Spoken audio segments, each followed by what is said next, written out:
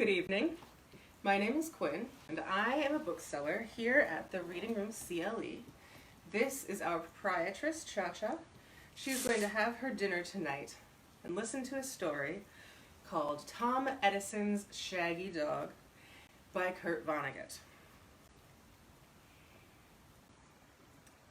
Two old men sat on a park bench one morning in the sunshine of Tampa, Florida, one trying to read a book he was plainly enjoying, while the other, Harold K. Bullard, told him the story of his life in the full, round head tones of a public address system. At their feet lay Bullard's Labrador Retriever, who further tormented the aged listener by probing his ankles with a large wet nose, which is something Cha-Cha is far too well-mannered to do. Bullard, who had been, before he retired, successful in many fields, enjoyed reviewing his important past, but he faced the problem that complicates the lives of cannibals, namely, that a single victim cannot be used over and over. Anyone who had passed the time of day with him and his dog refused to share a bench with them again. So, Bullard and his dog set out through the park each day in quest of new faces. They had had good luck this morning, for they had found this stranger right away, clearly a new arrival in Florida, still buttoned up tight in heavy stiff collar and necktie, and nothing better to do than read. "Yes," said Bullard, rounding out the first hour of his lecture. "Made and lost 5 fortunes in my time." "So you said," said the stranger, whose name Bullard had neglected to ask. "Easy, boy." No, boy," he said to the dog, who was growing more aggressive toward his ankles. "Oh, already told you that, did I?" said Bullard. "Twice. 2 in real estate, 1 in scrap iron, 1 in oil, and 1 in trucking." "So you said." "I did? Yes, guess I did. 2 in real estate, 1 in scrap iron, 1 in oil, and 1 in trucking. Wouldn't take back a day of it." "No, I suppose not," said the stranger. "Pardon me, but do you suppose you could move your dog somewhere else? He keeps—" "Him?" said Bullard. "Friendliest dog in the world. Don't need to be afraid of him." "I'm not afraid of him. It's just that he drives me crazy, sniffing at my ankles." "Plastic," said Bullard, chuckling. "What?" "Plastic. Must be something plastic on your garters. By golly, I'll bet it's those little buttons. Sure as we're sitting here, those buttons must be plastic. That dog is nuts about plastic. Don't know why that is, but he'll sniff it out and find it if there is a speck around. Must be some kind of deficiency in his diet, though by gosh, he eats better than I do. Once he chewed up a whole plastic humidor. Can you believe it? That's the business I'd go into now, by glory, if the pill rollers hadn't told me to let up, give the old ticker a rest." "You could tie the dog to that tree over there," said the stranger. "I get so darn sore at all the youngsters these days," said Bullard. "All of 'em mooning about no frontiers anymore. There never have been so many frontiers as there are today. You know what Horace Greeley would say today?" "His nose is wet," said the stranger, and he pulled his ankles away, but the dog humped forward in patient pursuit. "Stop it, boy." "His wet nose shows he is healthy," said Bullard. "Go plastic, young man, that is what Greeley'd say. Go at 'em, young man." The dog had definitely located the plastic buttons on the stranger's garters and was cocking his head one way and another, thinking out ways of bringing his teeth to bear on those delicacies. "Scat!" said the stranger. "Go electronic, young man," said Bullard. "Don't talk to me about no opportunity anymore. Opportunity's knocking down every door in the country trying to get in. When I was young, a man had to go out and find opportunity and drag it home by the ears, but nowadays—" "Sorry," said the stranger evenly. He slammed his book shut, stood, and jerked his ankle away from the dog. "I've got to be on my way. Good day, sir." He stalked across the park, found another bench, sat down with a sigh, and began to read. His respiration had just returned to normal when he felt the wet sponge of the dog's nose on his ankles again. "Oh, it's you," said Bullard, sitting down beside him. "He was tracking you. He was on the scent of something, and I just let him have his head. What did I tell you about plastic?" He looked about contentedly. "Don't blame you for moving on. It was stuffy back there. No shade to speak of, and not a sign of a breeze." "Would the dog go away if I bought him a humidor?" said the stranger. Pretty good joke, said Bullard, amiably. Suddenly, he clapped the stranger on his knee. "Say, you aren't in plastics, are you? Here I've been blowing off about plastics, and for all I know, that's your line." "My line?" said the stranger, crisply, laying down his book. "Sorry, I've never had a line. I've been a drifter since the age of 9, since Edison set up his laboratory next to my home and showed me the intelligence analyzer." "Edison?" said Bullard. "Thomas Edison? The inventor?" "If you want to call him that, go ahead," said the stranger. "If I want to call him that," Bullard guffawed, "I guess I just will, father of the light bulb, and I don't know what all." "If you want to think he invented the light bulb, go ahead. No harm in it." The stranger resumed his reading. "Say, what is this?" said Bullard suspiciously. "You pulling my leg? What's this about an intelligence analyzer? I never heard of that." "Of course you haven't," said the stranger. "Mr. Edison and I promised to keep it a secret. I've never told anyone. Mr. Edison broke his promise and told Mr. Henry Ford, but Mr. Henry Ford made him promise not to tell anybody else for the good of humanity." Bullard was entranced. This intelligence analyzer, it analyzed intelligence, did it?" "It was an electric butter churn," said the stranger. "Seriously now," said Bullard. "Maybe it would be better to talk it over with someone," said the stranger. "It's a terrible thing to keep bottled up inside me year in and year out, but how can I be sure it won't go any farther?"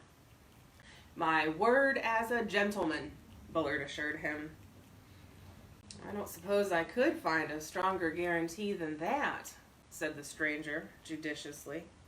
"There is no stronger guarantee," said Bullard proudly. "Cross my heart and hope to die." "Very well." The stranger leaned back and closed his eyes, seeming to travel through time.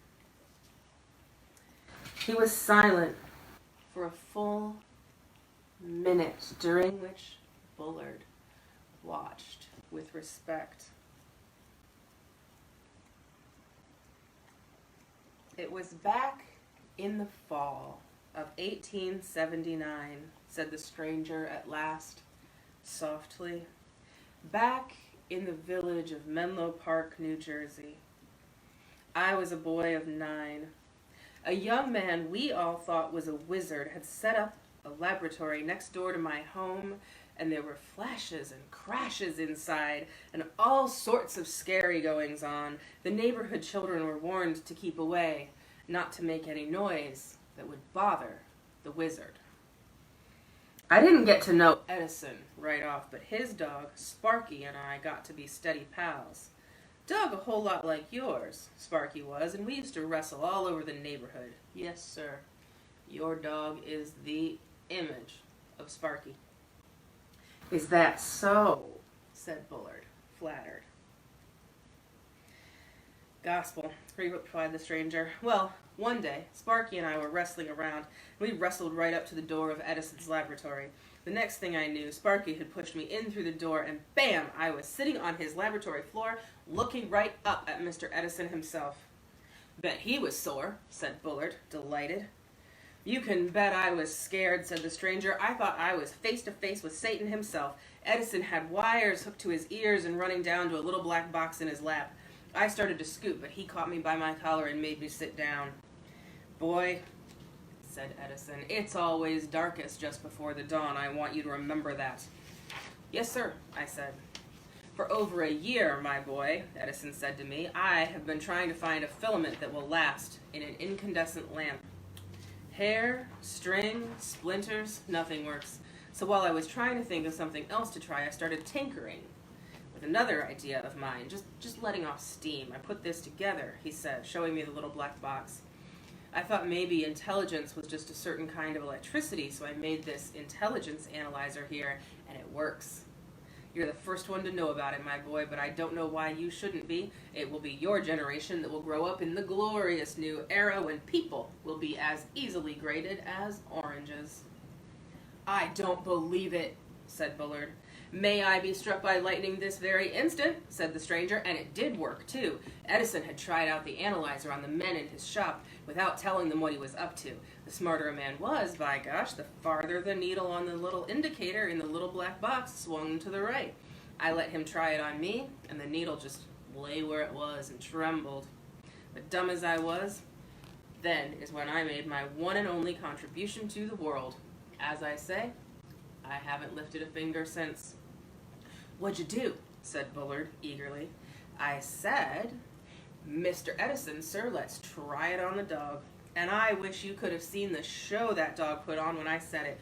Old Sparky barked and howled and scratched to get out. And when he saw we meant business, that he wasn't going to get out, he made a beeline right for the intelligence analyzer, and he knocked it out of Edison's hands, but we cornered him.